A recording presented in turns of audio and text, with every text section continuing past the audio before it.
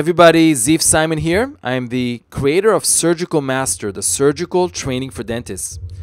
Welcome to another quick lecture. I'm going to talk about a concept that I call the surgical matrix. And that really helped me over the years when I use schematic thinking and schematic visualization as I plan for a surgical procedure. Now, first of all, what is the matrix? Matrix is a movie, and in this movie, the human race is enslaved by the machines, and everybody is living inside a virtual reality software called the Matrix. Now, the hero of the movie is starting to figure out the matrix and eventually breaks the code. And when he does that, he can do amazing things. He can defeat those scary agents and pretty much save the world. So if you didn't see the movie, it's fantastic. It's really great. So you should check it out. Now, what does the matrix have to do with surgery? So when we learn surgery, we learn by visualization. We learn about understanding different flap and incision designs, sometimes with illustrations, so we can perform the procedure. So we are prepared. Now, there are so many different clinical scenarios, so many nuances between surgical sites, so much different, and that also dictates different treatment options. But instead of focusing on the difference, in order for us to get into schematic thinking, we should focus on similarities. So if we're looking at two clinical scenarios, two different sites, two different patients, what's similar are two molar size teeth and one premolar. So that's kind of the generic part of it. There's also buccal gingiva for both and lingual gingiva.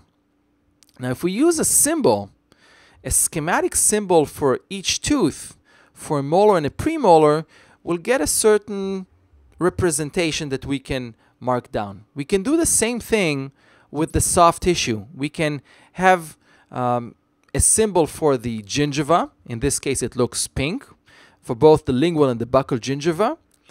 And we can also mark the mucogingival junction. So if we now take this illustration and we ignore the clinical photo, and maybe we move the premolar a little bit lower so we get a nice straight line, what we're looking at right now is a schematic representation of a surgical site. So it's actually relatively easy to follow what we're looking at, because we're just looking at symbols, we're just looking at schemes. And I can now explain to you what I'm planning to do with the site. So theoretically, I'm planning to place a horizontal incision on the buccal, and I may want to do a couple of vertical releasing incisions, and that would have a symbol as well. And slowly but surely, we're going to start to develop a certain surgical code or a surgical matrix.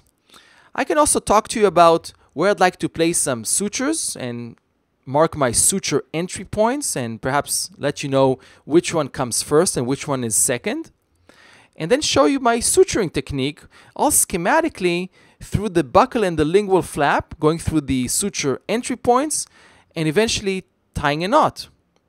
So when we look at this type of schematic representation of the site, it's very easy for you and for me to communicate, very easy to follow and understand what we're trying to do.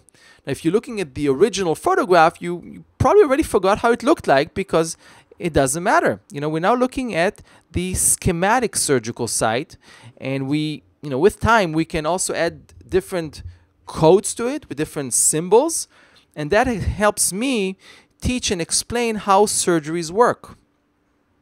So when you think schematically, when you try to visualize things in a schematic way, it really eliminates distractions. And when you eliminate distraction, then you can learn much better. It's much easier. It also simplifies the process. And also, we can communicate very, very clearly both ways. So when you look at the surgical site clinically, if you have a schematic representation, we can discuss the different flap designs, the different goals, and what we're trying to achieve.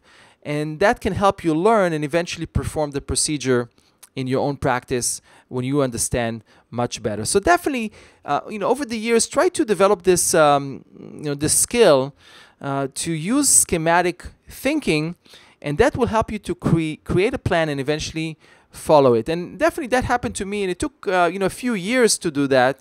So when I look at a surgical site, I can already in my mind visualize what type of sutures, what type of flaps, what type of incisions and suture entry points I'm going to make.